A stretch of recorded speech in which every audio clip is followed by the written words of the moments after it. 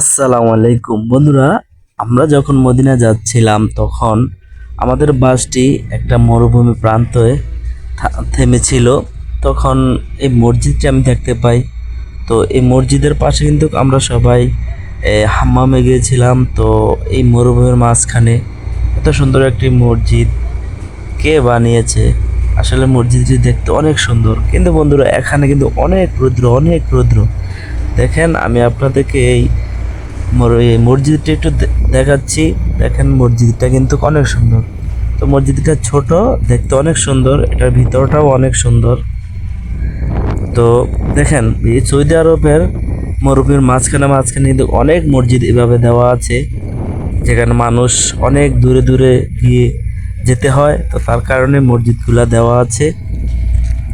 তো এই মসজিদগুলো কিন্তু দেখতে অনেক সুন্দর। তো এই আমাদের বাস কিন্তু এখানে দাঁড়িয়েছিল আমাদের অপেক্ষায়, যেহেতু এখানে রেস্ট দিয়েছিল 15 মিনিটের।